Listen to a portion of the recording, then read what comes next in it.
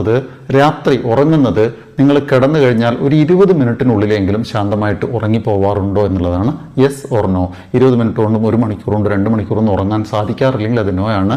20 മിനിറ്റിന് മുമ്പ് തന്നെ 10 മിനിറ്റ് 5 മിനിറ്റ് കൊണ്ട് അല്ലെങ്കിൽ കിടന്ന ഉടനെ തന്നെ വെട്ടിയിട്ടതുപോലെ കിടന്നുറങ്ങി പോകുന്നുണ്ടെങ്കിൽ യെസ് ആണ്. ഒന്നാമത്തത് 20 മിനിറ്റ് കൊണ്ട് ഉറങ്ങാൻ പറ്റുന്നുണ്ടോ ഇല്ലേ എന്നുള്ളതാണ് ചോദ്യം.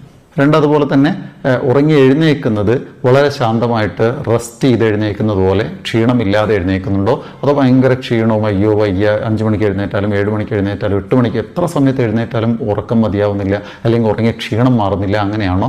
അതോ ഉറക്കം മതിയായി നല്ല ശാന്തമായിട്ട് ക്ഷീണം മാറി എഴുന്നേൽക്കുകയാണോ ചെയ്യുന്നതാണ്?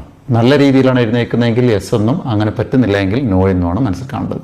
മൂന്നാമത്തെ നിങ്ങളുടെ ഭക്ഷണക്രമമാണ്. ഭക്ഷണക്രമം എന്ന് പറയുന്നത് കൃത്യമായ സമയത്ത് ഭക്ഷണം കഴിക്കാറുണ്ടോ, അതും നല്ല ഭക്ഷണം ഹെൽത്തി ഫുഡ് എന്നുള്ളത് മനസ്സിലൊരു കോൺസെപ്റ്റ് ഉണ്ടോ എന്നുള്ളതാണ്. പരമാവധി വെജിറ്റബിൾസ് ഭക്ഷണത്തിൽ ഉൾപ്പെടുത്തുക, ഫ്രൂട്ട്സ് ഉൾപ്പെടുത്തുക, ജങ്ക് ഫുഡ് ഒഴിവാക്കുക, അങ്ങനെ ഭക്ഷണത്തിൽ കോൺഷ്യസ് ആണോ അല്ലേ എന്നുള്ളതാണ് യെസ് ഓർ നോ. നാലാമത്തെ നിങ്ങളുടെ ഫോക്കസുമായി ബന്ധപ്പെട്ടതാണ്. ഒരു വർക്ക് ഏൽപ്പിച്ചു കഴിഞ്ഞാൽ അത് അരമണിക്കൂർ 1 മണിക്കൂർ 2 മണിക്കൂറൊക്കെ കണ്ടിന്യൂസ് ആയിട്ട് അതിൽ തന്നെ ഇരുന്ന് ചെയ്യാൻ പറ്റുന്നുണ്ടോ, അത് ഓരോ 5 മിനിറ്റ് കഴിയുമ്പോൾ ഡിസ്ട്രാക്റ്റഡ് ആയി പുറത്തു പോവുക, പറ്റുന്നില്ല, കംപ്ലീറ്റ് ചെയ്യാൻ പറ്റുന്നില്ല എന്നുള്ള അവസ്ഥയുണ്ടോ, അല്ലെങ്കിൽ ചെയ്തുകൊണ്ടിരിക്കുന്ന വർക്കിനിടയിൽ പെട്ടെന്ന് ഒരു നോട്ടിഫിക്കേഷൻ ഫോണിൽ വന്നാൽ പിന്നെ ഫോൺ തുറന്നു പിന്നെ അതിൻ്റെ പുറകെ കുറേ പോകുന്നു, അങ്ങനെ ഡിസ്ട്രാക്റ്റഡ് ആണോ അതോ ഫോക്കസ്ഡ് ആണോ എന്നുള്ളതാണ്.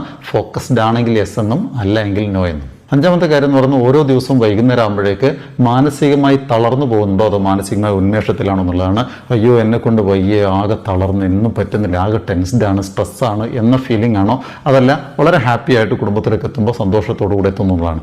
സന്തോഷത്തോടു കൂടെ എത്തുന്നതെങ്കിൽ യെസ് എന്നും, സ്ട്രെസ്ഡ് ആണെങ്കിൽ നോ എന്നും. ആറാമത്തെ കാര്യം, നിങ്ങൾ നിങ്ങളുടെ സുഹൃത്തുക്കളുമായിട്ടും മറ്റുള്ളവരൊക്കെ ആയിട്ട് സമയം ചെലവഴിക്കുന്നതിൽ സന്തോഷം കണ്ടെത്താറുണ്ടോ എന്നുള്ളതാണ്.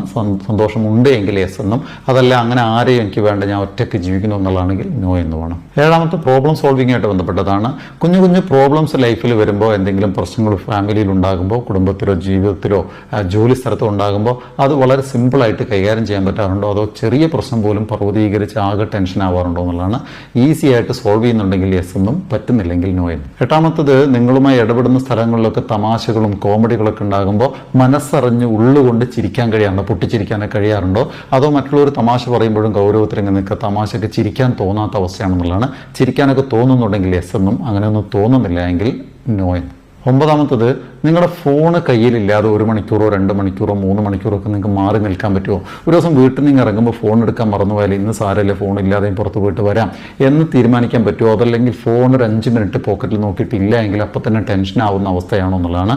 ഫോൺ ഇല്ലാതെയും ജീവിക്കാൻ പറ്റും കുറേ സമയം എന്നുണ്ടെങ്കിൽ യെസ് എന്നും, ഫോൺ ഇല്ലാതെ ഒരല്പസമയം പോലും പറ്റില്ല എന്നാണെങ്കിൽ നോ എന്നും. പത്താമത്തത്, എല്ലാവർക്കും ബാധകമില്ല എന്നാലും ഒരു അഡിക്ഷനും ഇല്ലാതെ ആൽക്കഹോൾ, സ്മോക്കിംഗ്, അതുപോലെ മറ്റ് ഡ്രഗുകൾ, ഇങ്ങനെയുള്ള ഒരു സാധനങ്ങളും യൂസ് ചെയ്യാതെ ജീവിക്കാൻ പറ്റുമെന്നുള്ളതാണ്. ഓൾറെഡി അങ്ങനെ ജീവിക്കുന്നതിന് കുഴപ്പമില്ല.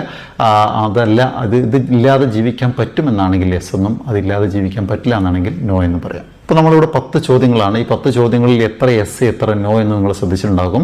മിക്കവാറും ആളുകൾക്ക് ഒരു കുഴപ്പമില്ലാത്ത രീതിയിൽ യെസ് ഉണ്ടാവുമെന്നാണ് വിചാരിക്കുന്നത്. മുഴുവനും യെസ് പറയാൻ പറ്റിയെന്ന് നിങ്ങൾ കമൻറ്റ് ചെയ്യുക. അത്തരം ആളുകൾ മെൻ്റലി സ്ട്രോങ് ആണ്.